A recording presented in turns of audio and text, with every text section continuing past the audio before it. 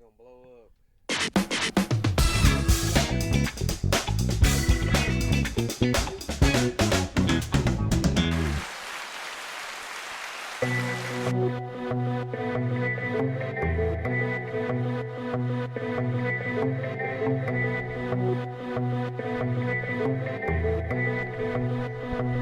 Yeah. What's up, everybody? What's up? What's up? What's up? What's up?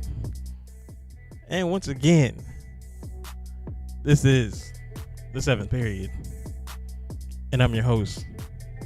I go by the name of Ghost, and as always, my co-host can mow the lawn faster than a speeding bullet. What the fuck? Play 2K like a locomotive. Able to leap over a dot in a single bound. What the fuck? Mr. Sanders. Give it up, y'all. Give it up, y'all. What's happening, man? That was a pretty funny ass intro. Yeah, Superman kind of popped in my head. I was like, what would be, like, I guess, a different version? Yeah. A modern day version. But anyway, getting to topic. So what we're going to be doing today is talking about our top 5 basketball movies of all time. Now, we're not saying these are the best, the absolute top 5 of all time. We're just saying these are ours. These are our opinions. If you don't agree with it, that's perfectly fine.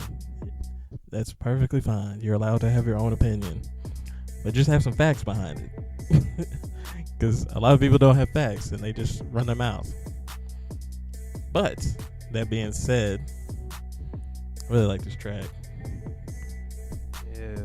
Really great instrumental. Yeah. So, beginning with our honorable mentions for these basketball movies. One that was near and dear to our hearts was Space Jam. Yeah, Space Jam. That's definitely in the honorable mentions. You know, it's every '90s baby favorite movie growing up. You know, I just remember like it was really, really big. You know what I'm saying? Like, you know, with the merchandise and stuff. You know, I saw a lot of kids was running around with the Toon Squad jerseys and whatnot. They made a comeback too. Yeah, you know, all that's making a comeback now. Now that Kind of crazy. yeah, now that, you know, Space Jam 2 is coming out. It's crazy that it's been like almost 25 years since that movie's been out. Really? Yeah, I 'cause didn't the movie think- came out in man. '96. Yeah, Yeah. I guess that would make sense. Yeah. Yeah, almost 25 years. And, you know, but yeah, it's an honorable mentions because, let's be honest, like, you know, watching this as an adult, the movie's kind of trash. Yeah. Yeah. I mean, but you still watch it. Yeah, you I can mean, still watch it, yeah, for, you know, for nostalgia purposes. I think but- they should just, they should just leave it alone, honestly. I don't think they need to do a Yeah. sequel to it. But, you know, Hollywood, they try to milk everything. They definitely milking the hell out the '90s right now. oh, you got that right. Like, you know, it's bad when they, like, we were alive when, like, the very first Spider-Man came out. Very first Spider-Man movie came out. Yeah. And they've already remade Spider-Man 3 times. So, you know, it's like, dang. Like, Hollywood, y'all are running out of Yeah. ideas. Exactly. But, yeah, definitely Space Jam was a very honorable mention. Really surprised not one of us didn't slip that in there, at least. Nah, I couldn't slip it in there, but I will say it had a great soundtrack. Oh, yeah, probably one of the best soundtracks of all time. Yeah, I put it up there. Yeah, definitely. Another honorable mention I thought was on there was Sixth Man with Kadeem Hardison. I think that's how you say his name. Yeah, I think it's And- Harrison Hardison, whatever. And then Marlon Wayans. Okay, I haven't seen this movie. It's pretty good. When this come out? Oh man, late 90s somewhere. Okay. Yeah, somewhere around that time, late 90s, because I think the Wayans Brothers show was still going on. But basically, it's a movie.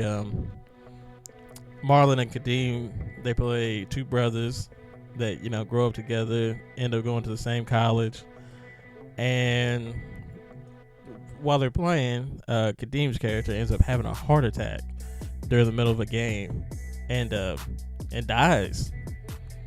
And I think they were like pretty much a contender or something for like a championship that year. And yeah, Kadeem was their best player, and he dies. So pretty much Marlon has to take the reins as being the team leader, and he kind of can't handle the pressures to begin with. And, just really is really missing his brother and really needs him. So his brother actually comes back as a spirit and kind of helps the team make it all the way to the championship. But definitely a very good movie.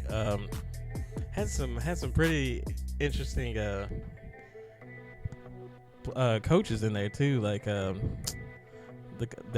black coach from Arkansas. He won the championship in '94. I can't remember his name for nothing, but he was in that movie. Quite a few big names were in that movie. But a pretty good movie. Another honorable mention we had was the movie O, starring Mekhi Phifer and Josh Hartnett. Yeah, I haven't seen this one either. Explain that one. This was a very good movie. I almost snuck it into my top 5, but there was a couple others that I felt like were a little bit better. But so this movie, Mekhi Phifer plays like a top high school recruit, and he's basically like, gonna be set that he's gonna be going to a good college or whatever. And Josh Hartnett's character plays like a guy that's jealous of him. So basically, it all stems from like Josh Hartnett being so jealous of him, and really, it's really some petty stuff too. Like he basically just started like being pissed because Mekhi Phifer's character didn't show him any love at like an award ceremony. Okay. So so Josh Hartnett's character sets out to have Mekhi Phifer's character destroy himself. So he basically, puts all these crazy thoughts in his head, like that his girl's cheating on him and all this other madness. Gets the dude to start doing drugs, all this craziness.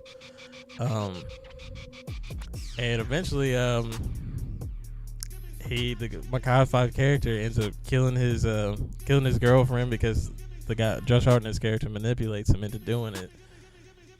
And Mekhi Phifer ends up finding out that Josh Hartnett was doing all this because finds out he was doing trying to make him destroy himself, and Mekhi Phifer at the end of the movie, which is a spoiler alert, kills himself. Very, very good movie. So yeah, I need to check that out. Yeah, I think it's based on like a play or something. Yeah, I'm looking it up right now. It's based on Othello. Yeah. Yeah, definitely a good movie. But with that being said, let's get into our top 5. Let's go with you. Let's start with your number 5, which you picked. White Man Can't Jump. Yeah, I had to put that in there. I always love, unlikely heroes come up. You know what I mean? And who unlikely than what was his character's name? Which one? Woody Harrelson? Yeah, Woody Harrelson. What was his name? I can't even remember his character's name in that. Yeah, but he came up, and I really love the basketball, the way people were playing in this movie. Because if you look at a pretty funny movie too. Yeah, if you look at Wesley Snipes and New Jack City, the way he was playing basketball, he definitely put in some work, or maybe he was just acting like he couldn't play. But yeah, that was a terrible basketball scene, and to see the moves that he was making on there, just the different one-liners, it was funny, man. You can put a cat in the oven, that'll make it a biscuit. It's so pretty. It was funny, man. But I really enjoyed this movie. Got to see fine ass Rosie Perez back when she was in her prime. You got D's, motherfucker. D's. Rosie Perez. Yeah. Her fast talking ass. This is a very well done movie. Also stars Dwayne Martin. He was at the end at the little basketball tournament, which he could really hoop. Yeah, he definitely. It definitely was a good movie. I didn't put it in my top 5. because I thought the movies I picked were a little bit better. Like it just missed my top 5, and it definitely was a good movie. Very, very funny. Yeah, a lot of parts of it. Cameo by Marcus Johnson. He played, I think, in the 70s. He's the big tall dude that was like, you know, and I'm going to get my gun, shoot all y'all. Yeah. Yeah. Definitely. That was a very funny scene. Yeah. And Kadeem was in that movie, too. You know, it's damn, we forgot to talk about the plot. We just talked about the movie. Yeah. You know, go into it. It has to do with you know, Woody Harrelson's character and Rosie Perez. You know, they're dating each other, and she's trying to get on Jeopardy, but you know, whose goal is that in life, just to get on Jeopardy? Yeah, she wants to get on Jeopardy, and you know, Woody Harrelson, he ain't got no job. His job is basically just hustling people in basketball. And, you know, he's a goofy looking type of dude, and he used that to his advantage, having people think he can't play basketball, and then he'll bet them, and then he'll just destroy them. And you know, but he just has a really bad gambling problem. And, you know, I think the mob is after him too. Yeah, for some money that he owed. Yeah. I think you're right. So about you know, that. the whole movie, he's basically just running away from them, dealing with that, and then he meets up with Wesley Snipes' character. Yeah, and they form a little clique. Yeah, they form a clique after he hustled him. After Woody Harrelson character hustled him, you know, they was having a shooting contest, and Wesley Snipes came up a little bit short, and you know, he figured, you know what, I could use this guy. Yeah. Start using him to his advantage, and you know, they start to notice the chemistry that they have, and so they just decide to get in the tournament together. But you know, before that, you know, Woody lost out on a lot of money that he won on a bet with Wesley Snipes' character about dunking, saying he couldn't dunk, and then, you know, Wesley Snipes tried to stop him, and it was just like, you know, I mean, you can't. I mean, I don't want to take your money like this, man, but I mean, I will. You know what I mean? And Woody kept failing, and then he finally, I mean, you know. And then he lost all the money, and you know, Rose Perez is just tired of it, so she just leaves, and you know, then he just goes from there. You know, tries to get his shit together, and you know, ends up getting in the tournament with Wesley Snipes' character. Ends up winning a whole bunch of money. I think it was like probably like 20,000 or 30,000, something like that. Yeah, something like that. Something like that. Yeah, and this girl, she ends up making it to Jeopardy. Yeah, she does well. Did they still stay together at the end of the movie? Because I feel like they didn't. Him and his girl. I don't think they got back together. Yeah, I don't think they did either. But yeah, definitely a good movie. Definitely a movie people should watch. So where I went with my number 5, I went with Above the Rim, which this is a movie starring Dwayne Martin, Leon, and Tupac. Probably, arguably one of his best acting. Yeah. You know, Dwayne Martin actually almost made the Knicks. You know, I don't know if that's a good thing. Yeah, he almost made the Knicks in like 89. I think the Knicks were desperate for anybody. Yeah, he got cut like on the last day. But yeah, he actually could really hoop. And you know, it was crazy. Like, he was like damn near 30, but he was playing a high school kid. And actually, damn, I didn't know he was that old in the movie. Yeah, he was like damn near 30. And the woman that was playing his mom, like, she was like, she was the same age as him. That's awkward. Yeah. That's Hollywood for you. Yeah, but you know, I really love this movie. Love the acting in it. You know, Bernie Mac, we didn't even bring him up. Yeah, Bernie Mac, R.I.P. You know, Bernie Mac. Yeah, had a great role in this, playing the crackhead that was the teammate of Leon's character, the main character, Tom Shepard. Yeah, Tommy Shepard. You know, they were teammates, and they won a championship together back in high school, and you know, Bernie Mac's character kind of just fell off. You know, you go ahead and explain the plot for the people. Okay, so basically, Dwayne Martin's character, he's a high school kid that's, you know, playing his senior year, and he's trying to get recruited by Georgetown. You know, Georgetown's going to his games and everything, and he's just, you know, he's a really arrogant, cocky ball hog. Yeah, really arrogant and cocky kid Yeah. during his time, and he really has to, he's not really learning how to play the game the right way. Yeah. So, Tupac's character, he starts trying to recruit him basically to his summer league team, because I think Tupac's team was always winning the summer league or something like that. Yeah, Tupac character Birdie. Yeah, and basically trying to, Birdie starts, kind of, I guess, paying him to an extent. Yeah. Started giving him kind of lavish things, but it really ain't helping him become a better person. Yeah.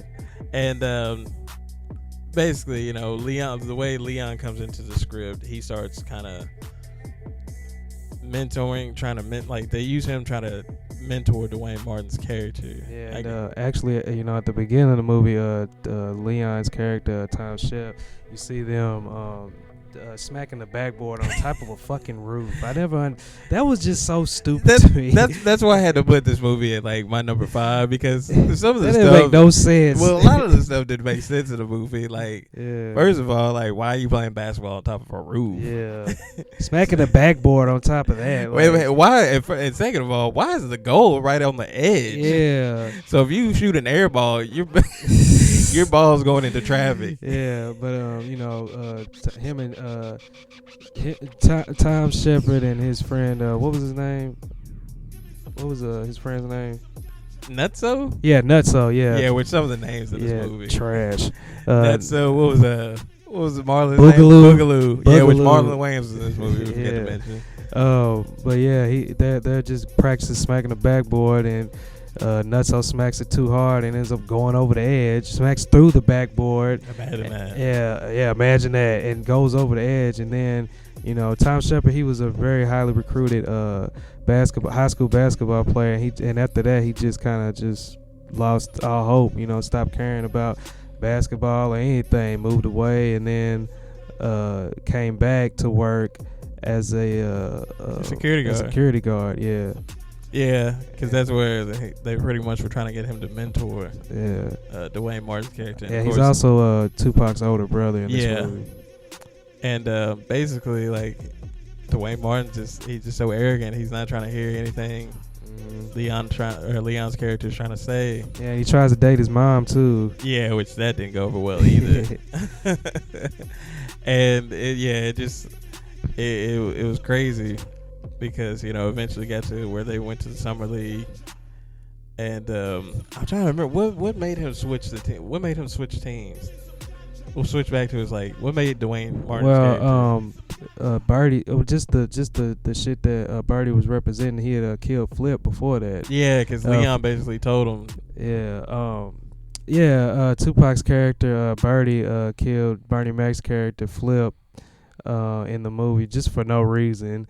Just because he could, and that was enough to make Dwayne Martin's character not want to mess with the team anymore. Yeah, and so then they play the summer league game, and basically, Tupac's character Birdie tries to blackmail. Yeah. Dwayne Martin's character. Yeah, because he was throwing the game because he gave him he was giving him money and stuff. Yeah, he was giving him money and. He knew about about the Georgetown thing, and he knew about that quick too. Soon as it happened, he'd oh yeah, congratulations on Georgetown. I was how do you already know this? Hey, the streets talk apparently. But yeah, and then so Dwayne Martin tries to start throwing the game, and I can't remember what made him basically renege with Birdie. Dwayne Martin. Yeah. It was that.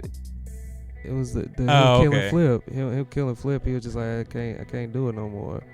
No, I'm talking about because in the game he faked an injury. Remember? He faked rolling his ankle. I think it was because Leon showed up. Yeah, I think that was because Leon showed up.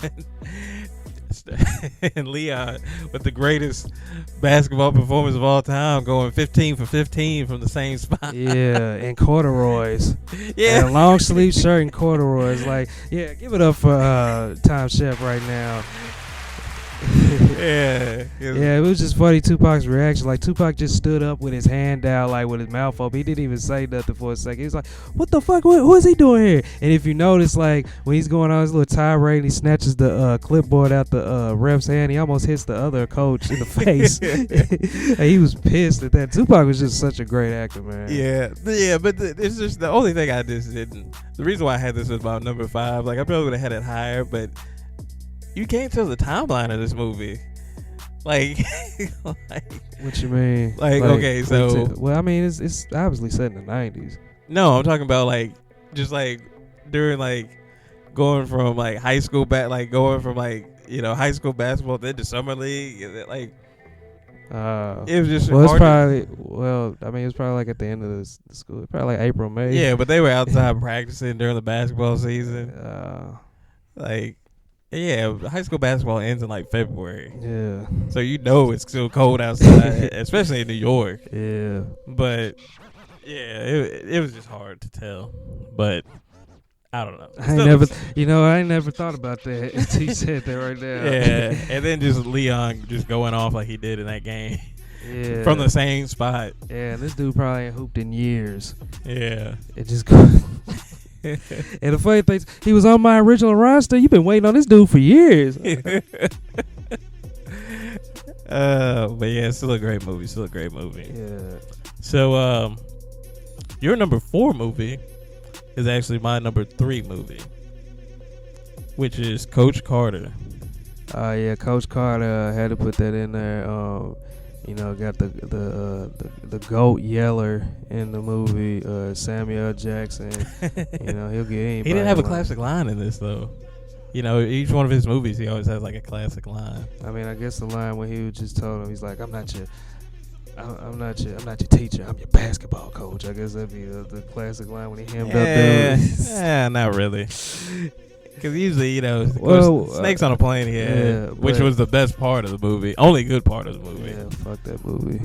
But, I had to put this on my list. Very great movie because he tries to teach the kids, think about your future. You know what I'm saying? Like, don't just relegate yourself just to basketball because it may not happen for you. You know what I'm saying? Like, he was giving them the stats of, the probability of them going to playing college ball and things like that. And, he really wanted... giving stats. That's like kryptonite to people. Yeah. Giving them actual facts about what can happen in life. Exactly. And, he was doing some things that other he whipped them boys into shape, man, because the coach before that he was older and he didn't have no respect for him. And, Coach Carter had actually played there and did really well. And, he took the job and then just, made them understand that, you got to work hard, man. You can't just bullshit your way through life. You know what I mean? You got to be a professional, you know what I mean? Like on the game days, he made them wear a suit, made them sit in the front of the classroom. Suit and tie. Yeah, suit and tie, made them sit in the front of the classroom. He was really just preparing them just for, life after high school, really getting them ready for, their adult years, you know what I mean? Yeah, definitely a great movie. Like, I definitely will always love that movie. Yeah. Definitely one of my favorite movies. That's why. And didn't have a storybook ending either. They lost that thing. Yeah, that's one thing that I thought was trippy in that movie. Cause, especially a good movie like that. Oh yeah. By the way, this is based on a true story. I don't think you said that. Yeah. No, we didn't say that. Yeah. But yeah, just a great movie. But yeah, that was definitely trippy. To have such like a feel good story and then like at the end and it actually be realistic. Yeah. Because how Hollywood a lot of times, like when they say based on a true story, they kind of fabricate the end, like, oh yeah, they won the state championship. Yeah. He held them accountable. He let them know that they were student athletes, emphasis on student. He made sure that they had like a C grade point. Yeah, it was like a C like average. It was like a 2.5 or something. Yeah, and he was just really preparing them for adulthood. Yeah, definitely don't have a lot of coaches like that out there anymore. Exactly. But yeah, very very good movie. Very good movie. Nothing else can be said about how great that movie is. I like Worm in the movie though. He was funny. Ah, yeah, the best part when He's like, yeah, I found my starting point guard on top of daddy's little girl. He's like, actually, coach, she was on top, I was on bottom. He's like, word, you want to get kicked? It's like, he was basically like, say one more thing, and you getting kicked off this team and off the damn bus. Like, I'm just listening to that right now. Just the way he says stuff, bro, is just so funny. and then the other part where he was like, there, it was the news reporting when all the news reporters were at the school. Yeah. And they were all quiet, and he just started laughing, and they were just like, what's so funny? He just like, man, Junior, you thought it was bad that our dumb ass knew you were flunking science. Now the whole world about to know you flunking science. And I was just like, wow. Yeah, man. But definitely was a very good movie. It was nice to show like all the pretty much everybody's side of the story. Yeah. You know, of course you showed teenage parenting too. Yeah. You know, how difficult that can be. Oh yeah. Definitely was a very good movie. Gang banging with the old dude. What's his name? Cruz. Yeah, Cruz. Yeah, his character. Him in the streets trying to get out of that. Yeah, it was a very good message sent with that movie. Mm-hmm. I remember back in because this came out back in high school. Yeah. I remember Hoptown. The Hoptown basketball coach. He took his whole basketball team out to see that movie. Oh yeah. And I mean, obviously it didn't help the team. And I guess it helped the team because they had the same ending as the story did. Yeah. But I mean, I understand what he's trying to do. Mm-hmm. But yeah. Yeah. Maybe you want to show your team some winners first. Yeah. But definitely a very powerful movie. So what I had in mind number 4 was Finding Forrester. I haven't seen this movie. Now this was a really good movie. So basically, this kid, young black kid, he's at this public school. He takes, I guess, an assessment test or one of the tests they have in school, and he does real well on it. Which I guess everybody was kind of in shock because, you know, he's pretty much was like a C average kid, but he was always doing like reading all these books. I guess he was one of those kids that wanted to hide his intelligence because, you know, in certain schools, kids that are smart, you know, you get picked on, you know, and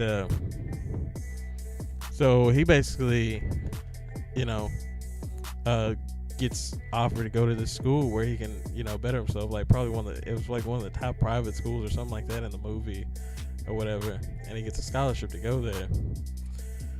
And basically while he's going there, you know, he ends up meeting this writer that wrote like a very big book, and he ends up finding out like that this guy that lives in his neighborhood is the writer of this book, and he's just basically been a shut-in. So basically he befriends this guy, and he starts, the author, which is Sean Connery, starts helping him with his writing. And they basically just start a friendship, and, you know, the kid, he starts writing a lot better in school, and he ends up having a teacher that doesn't think he's actually writing these papers, so he basically accuses him of plagiarism and tries to get him kicked out of school, which is messed up. And so basically at the end of the movie, Sean Connery's character had to come out of hiding to prove that he's been working with this kid this whole time about getting his writing better, which it was definitely a very good movie. Yeah, that's something different.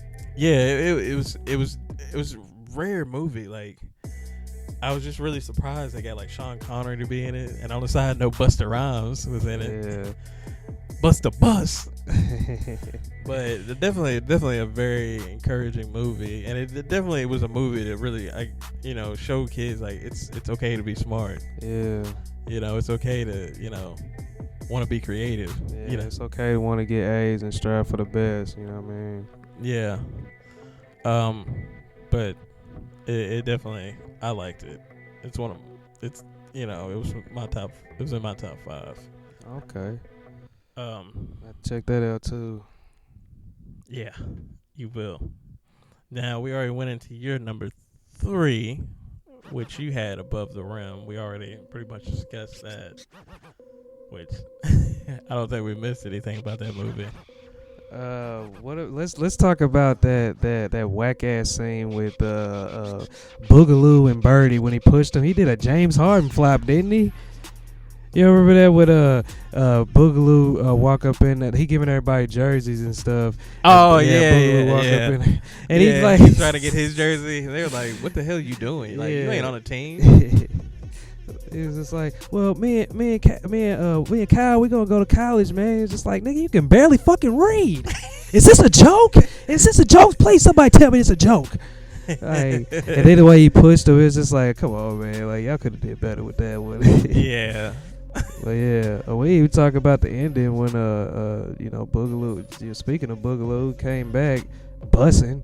Oh yeah. He killed Birdie at the very end of that movie. Yeah, spoiler alert. Yeah, which I'm sure everybody's seen that movie. You've seen the movie at least once. Yeah. Oh yeah, let's talk about the soundtrack though. The soundtrack was amazing. Yeah, probably one of the best soundtracks ever. Yeah, Death Row produced soundtrack. Yeah, it had Regulate. That was a big hit in '94, summer '94. Had Pain. Anything with SWV. Just a really, really good soundtrack. Didn't it have Regulators on there? Yeah, it had Regulate. Yeah. Regulators. Mount up. Yeah. And by the way, man, that's just I love that song, but that's one of those songs like I've heard it so much, like I can go the rest of my life never hearing it again and be okay with that.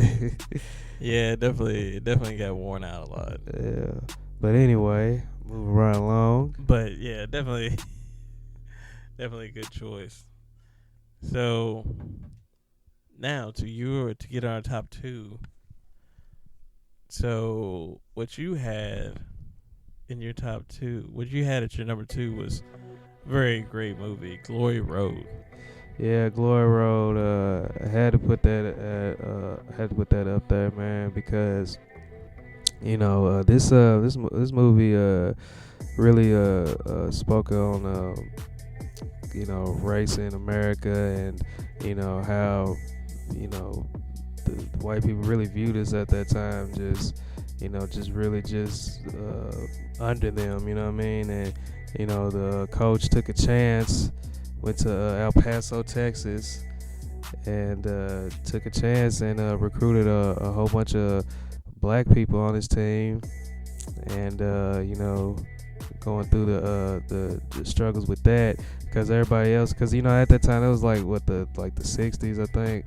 Yeah, that was the 60s. Yeah, it was because I think it was like 65, 66, something like that. I thought it was 64. Well, yeah, either way, like it was the mid 60s, and at that time, white players, the country was pretty much segregated, and white players, were pretty prominent on college teams and in basketball and stuff, and he changed the game when he at the final game, the national championship game. He started all five black basketball players, something that ain't never been done before. And played against Pat Riley too in this game. Yeah, Pat Riley was on the Kentucky team. Yeah, on Kentucky. Very funny personalities on here. And your boy Derek Luke. Yeah, Derek Luke on there. And what's his name? The guy that played Shed. Hits from the Streets. Yeah, Hits from the Streets was I can't remember his name. Was like Al something. Yeah, that was crazy seeing him in that movie. I was like, what? Yeah, he did a good job. Oh man, when I was first hearing them call his name, I was like, are they really calling him shit? Because I think his name was Shed. Yeah, his name was Shed. I thought it was Shed. I thought it was Shed. I don't know. Yeah, it was sounding like shit. And I was like, I had to double take real quick. I was like, what? The coach that I'm talking about, he was originally a girls basketball coach, and he just wanted more, and then went to El Paso, recruited a whole bunch of different basketball players, and just went from there, man. And it's a very great movie. Really love the messages they were putting out there. Yeah, it was definitely very, very good. Yeah. Very impactful. Also showed how racist Adolph Rupp was. Yeah, for all you Kentucky fans. Yeah. Yeah. Especially the black ones. Yeah. Niggas should be ashamed of yourself. Nah, I'm just playing. You like who you like. Yeah, you like whatever team you like. That ain't got.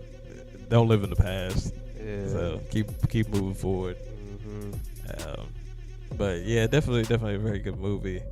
Derek Luke is always a good actor. Yeah, great actor, man. And a lot of the guys that they chose for the movie look like the people that they were playing. Yeah, I think Derek Luke was like the only one that really didn't look anything like the person. The rest of them really did look like them. Like when they showed the picture, it was like, oh wow, they did a really good job casting. Yeah, that's kind of eerie in some ways. Yeah. But yeah, that was a very well put together movie. Mm-hmm. Wasn't that a Disney movie? Yep, Disney movie. Yep. Yeah, definitely a great movie. So, moving right along, in my number 2 spot, I had the movie Blue Chips. Yeah, I seen this movie once on Netflix. It was a good movie. I liked it. Yeah, so basically great storyline. So if anybody hasn't seen this movie, so basically it's a movie starring Nick Nolte. He plays a coach at a school that used to be very dominant back in the day, but they're starting to fall off. And he started getting like good recruits in. Definitely a movie that's very relatable today. I'm really surprised they haven't tried to remake it. So he gets out and he starts trying to recruit people, but it's a hard process to get the players he wants. So basically, one of the alumni members, goes behind his back and somewhat behind his back. I don't think he knew about it, but tried to act like he didn't.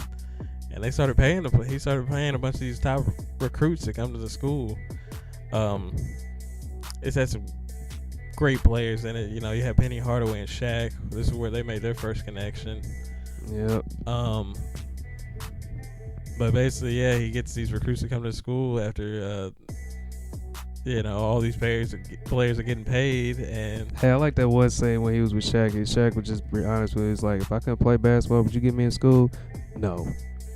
Hey, at least he was honest with him. You'd be surprised how when you hear stories about college recruiting, the coaches, how many of those coaches get players just by being honest with them. Yeah. Which, I mean, we know one coach ain't being honest. Man, you always taking shots. Go ahead and say a name. Put a name on it. Coach Calipari. Nah, man. Give a round of applause for Calipari right now. Oh, man. He getting these young boys paid. Yeah, the alumni write them checks for him. Yeah. I'm sure that man's pitched to them students. He shows up there, pulls out that checkbook. So how many zeros we need on there? Yeah, man.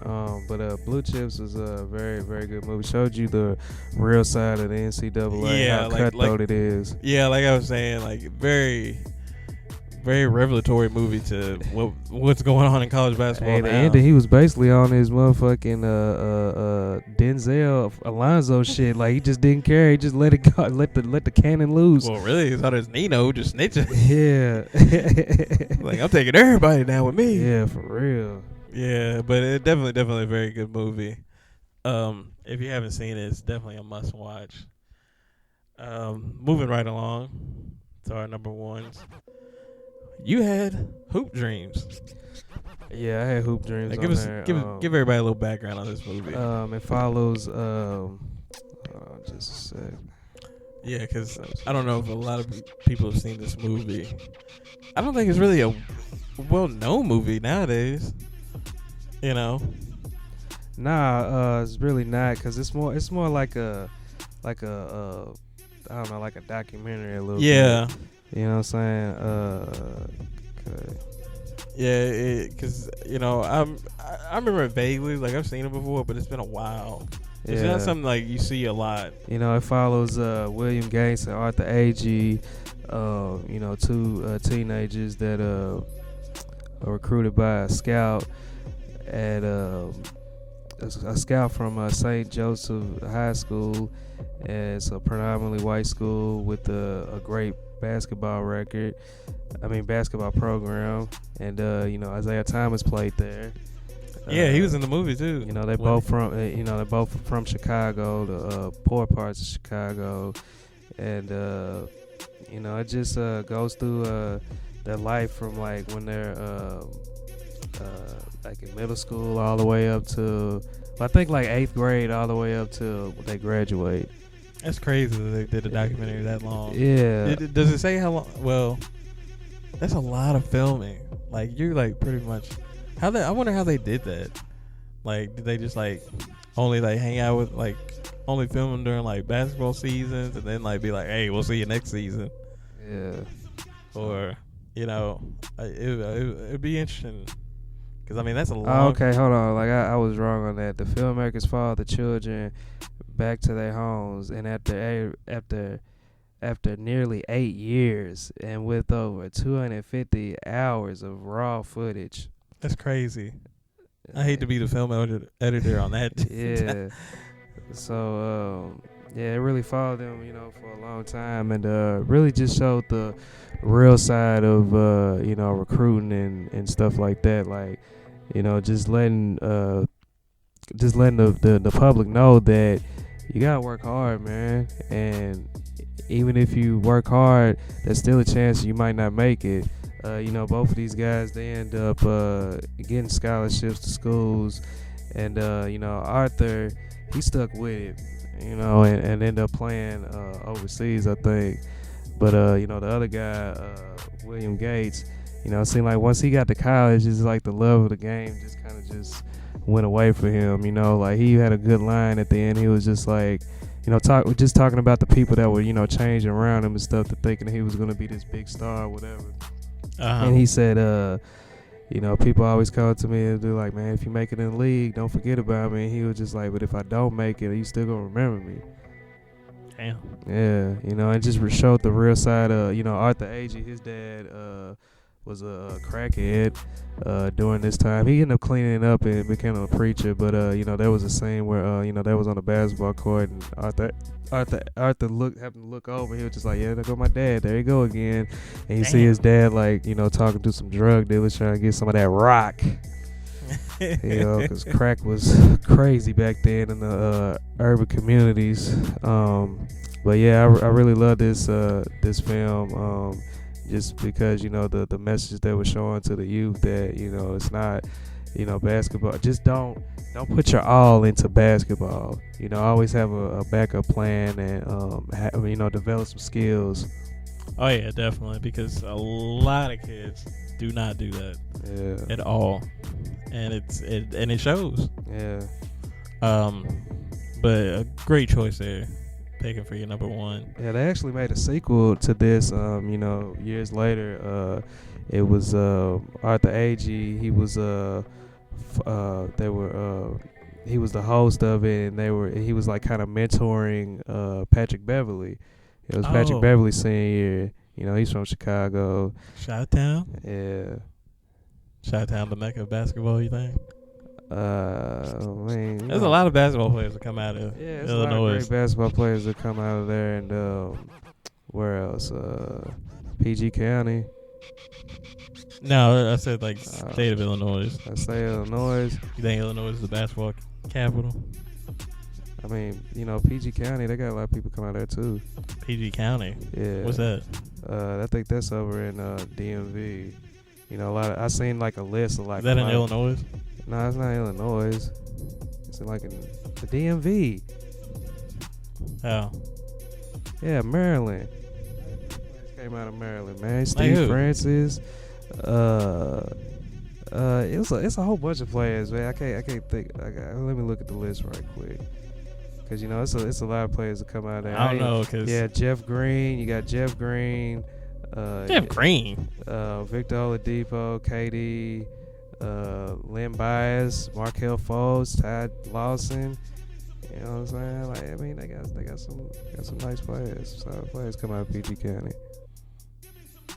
Yeah. So getting to my number one, what I had was He Got Game, starring Ray Allen and Denzel Washington. Now I picked this movie because I just felt like it really showed everybody what the real recruiting process is like. Yeah. Like what top recruits get to deal with when they get recruited by these colleges. Definitely, it's a Spike Lee movie. In case you didn't know, just a really good movie. The only bad thing about it was just Ray Allen's acting. Yeah, that's why I didn't have this movie up there like that. Cause I mean, it's a good movie. It gave a good message, but Ray Allen's acting was just so horrible. He didn't try at all. He tried. Like, I know Denzel is just probably looking at this motherfucker. Like, you know, like them real actors, they be getting pissed at, like, these basketball players and, you know, these other celebrities when they be getting movie roles and stuff. Because it's just like, yo, only reason you're here because your name. You really can't act. Yeah. But, yeah, this movie. Shout out to Beyonce. Yeah, that's what I think of her acting. Yeah. That's too long of a discussion. That one. But yeah, this movie, in case you haven't seen it yet, Ray Allen plays basically the number one, basically like the next. They're supposed to, I guess, label him the next Michael Jordan, pretty much, in this movie, and he's basically having to make the decision of should he go to college or should he go to the NBA. And Denzel's character plays his father, and he's in jail.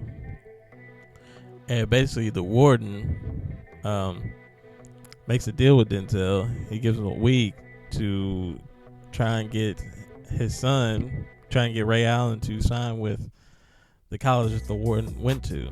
Yeah, because, you know, his dad is in jail because he accidentally killed his mom and during an argument, pushed her and made her bash her head. Yeah.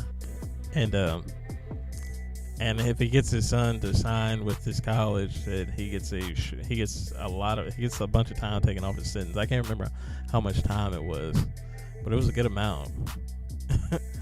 It also had Jim Brown in this movie. Had a bunch of people in this movie, honestly. Oh yeah.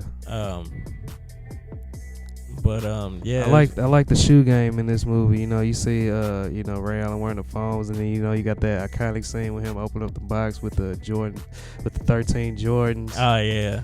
Yeah. Not one of my favorite pairs of Jordans, but. Oh really? You don't like those? Yeah, all right. I had them as a kid. Yeah. But they're all right. But yeah, definitely a very powerful movie. Had a lot of big name NBA players in this movie. Yeah. Pretty much anybody you can think of. Charles Barkley. Rick Fox. Yeah, Rick Fox. Well, see, a big name. No I mean, yeah, everybody know him. He's a big name. He wasn't a big time player though. Yeah. Reggie Miller. Bunch of big name coaches too. Roy Williams, Rick Pitino. Was Bob Knight in this? No. He wasn't. Jordan was in this, wasn't he? Yeah, he had that one line. Yeah. Cause everybody was like, "Thank you, Jesus. Thank you, Jesus." And Jordan was just like, "He got game." It was something like that. I can't remember what. There's something like thanking Jesus or something like that. Yeah. Because that's what Ray Allen's character's name was, Jesus. Rosario Dawson was in this too. Yeah, she played. Yeah, she played the girlfriend of Ray Allen, the one that was going behind his back. Yeah. But yeah, definitely a pretty good movie. Just really showed the whole process that these top recruits go through. Had one of the legendary scenes. What? When they went to the recruiting. A recruiting trip. Yeah. I mean, basically, the most legendary to me, I mean, just that one-on-one between Ray Allen and Denzel. And then just those words that Denzel laid on him after the one-on-one game when he was just like, He's like, basically, just get that hate out your heart. And well, yeah, I think he's basically talking. He's like basically like, yeah, you might not forgive me, but get that hate out your heart, or else you're just gonna be another nigga, just like your father. And walked off, and then got handcuffed right in front of his son. Yeah, that's pretty deep. Yeah, like it was like I was just like, dang. It was. I mean, what'd you take from that line? It's basically, you gotta forgive people. Like he's obviously shown that he realized he made a mistake, and you can't go in life just hating somebody. You gotta go on with your life, because if you keep having that hate inside you, it's gonna consume you. Yeah, you can't let people live rent free in your head.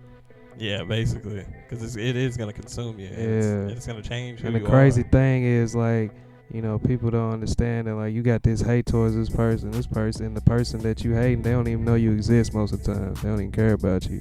Basically. So it's good to always let that hate go. Yeah, but it was definitely a very powerful scene. And just watching that one-on-one, like, it was definitely a very intense one-on-one. Passing of the torch moment. Yeah. Yeah, it was definitely good. A good little scene. Also, the last scene, I want to ask you, like, what do you feel like that last scene symbolized when he threw the ball at him and then he caught it? Yeah. Oh, yeah. I feel like it kind of was representing, like, Denzel finally feeling like he's free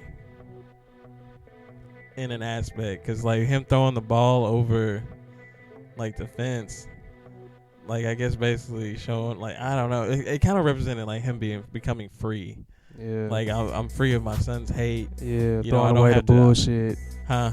When he throwing the ball, it's like he's throwing away the bullshit. Yeah, basically, because I think he was kind of using basketball in there to just kind of get his mind away. Yeah. But he's like, I'm finally free. My son is accepting me now. Yeah, yeah. When you explain like that, yeah, I can see that, because yeah, he did use basketball. Now he's like, I don't have to do this anymore to try to get my mind off of this stuff. Like I got it together. Yeah. Yeah. The only sad part about it was never thought about it like that before. Yeah, the only sad part about it was when Denzel came back to jail, and they're like, you might not actually get any time taken off because you technically didn't get your son to sign with the school. And I was just like, damn, ain't that bad a bitch? Yeah, that dude with the glasses, whoever that was, he was such an asshole. Which one? The dude that was just talking to him, like letting him know the criteria and stuff. The black dude that was talking to Denzel at the jail. You know what I'm talking about? Oh, I can't remember that. He was just telling him, like, the rules and stuff, like what you can do, what you can't do, how much time you got left, and if you move. Oh, Jim Brown? Yeah, that was Jim Brown. Yeah, that was Jim Brown. Yeah. Okay. Yeah, because he was basically that was because he was laying down the rules for while he was out.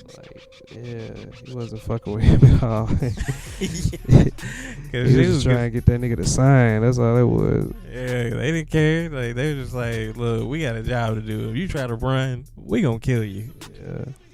But yeah, it was a pretty crazy movie. Definitely a unique type of story. Like, but it kind of showed like how dirty people are when they feel like you about to come up.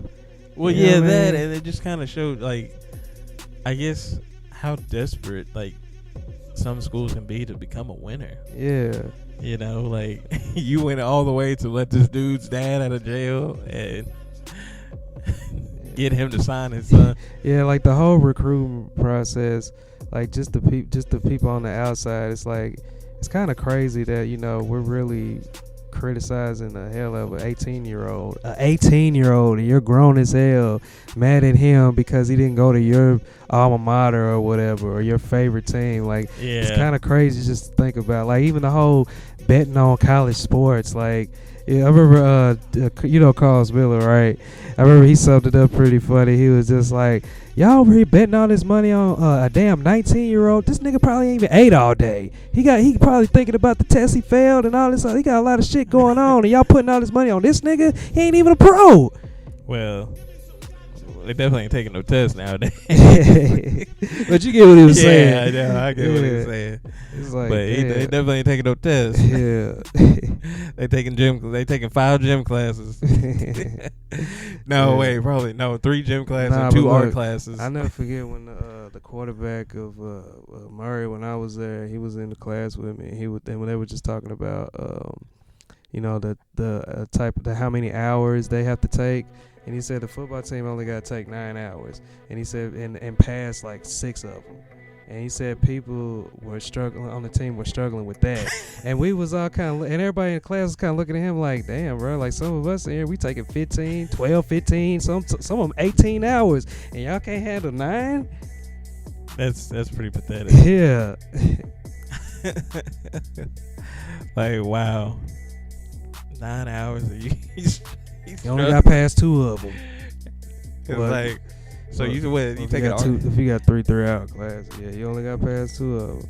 Well, what was it? That one Collie Stein interview I was telling you about. He was like, "Yeah, I take 4 art classes." Yeah. And he's like, "I take a math and I think a history or an English class." Yeah. And he's like, "I only take that because it's mandatory."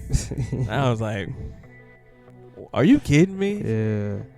Shout out to Ben Simmons right now for not giving a fuck about the classes. He just played basketball. He knew what it was. Yeah, I will give it to him to that. Like he showed up for school, and as soon as they got eliminated, he was like, "Well, time to drop out. Yeah. Time to get ready for the draft." Wasn't seen from again. Cause he went number 1, didn't he? Yep. Yeah. That's he crazy. could have got the John Wooden Award, but his grades were trash. Can't say I'm shocked. Yeah. Things are changing now, like when it comes to college ball, because a lot of people are going the G League route. Yeah, because I mean, LeVar Ball changed the game, man. well, NBA probably low key wanted that to happen. Oh, of course, yeah. They're not gonna come out and NCAA say is it. definitely not liking that, but the NBA, yeah, they cool with it. They make some more money. So NCAA definitely gonna have to figure out something to counteract real that. quick. Real quick. Paying players, I think it's kind of tricky. Not saying that they don't deserve it, but I think one thing that they should do is make it where they're able to make money. Like if say somebody like Zion, when he was in college, if Nike wanted to come up to him and give him have him sign that deal, while he was in college, I think he should be able to do that. I don't see why he has to wait 1 year to sign that. Or players on the team want to have go somewhere and have an autograph session and charge people for it. I think they should be able to do that. I don't think they should put strict guidelines. Because I remember when I think it was a bunch of Ohio State players. They were selling their stuff. Yeah, and then they got kicked off the team or something like that. Yeah. And I was like, so how you get in trouble for selling your own stuff? Yeah, but you guys will sell it and they don't get nothing out of it. Yeah, especially college jerseys. Yeah. Yeah, so they definitely need to switch that up. If they want to sell their own stuff, they should be able to. Mm-hmm. But yeah, definitely we have both had pretty good lists. We didn't mention Love and Basketball. Oh yeah. I'm gonna be honest, bruh. That's one of those movies that kind of like Space Jam. You like it when you're young, but then you get older, you start to see the flaws in it. Don't tell that to any chick. Yeah, because Quincy treated her like shit the whole fucking movie. Let's just keep it real. I mean, he pushed her ass, gave her a scar when they were young. He, kept disrespecting her when he was in high school. Well, yeah. No, not really. But not really, but I mean... he just kept putting her to the wayside. He didn't even want her until he fell off. And then at the end, it's just hilarious how he just dunked on her ass. See her looking all petty. I mean, looking all pathetic and shit. He's like, he probably thinking, you know what? We can be together now. He dunked on her ass, bro. That's so disrespectful. Yeah.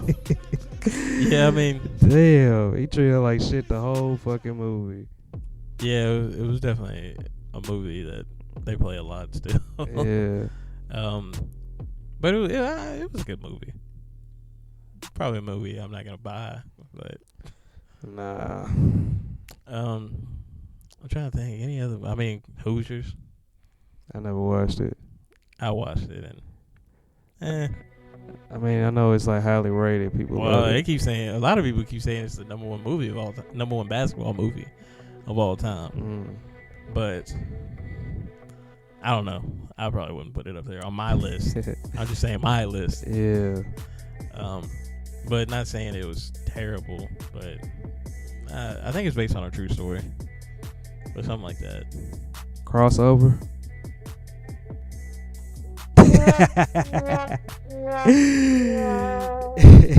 Anybody that doesn't know what crossover that stars. Don't look it up. Yeah, that stars and one legend Hot Sauce. Hot Sizzle. Yeah, and a whole bunch of other Anthony Mackie and Lil JJ. He's in that movie. And then somebody else I think Wayne Brady in it. Yeah, Wayne Brady. Yeah. And that one dude, I can't ever remember his name.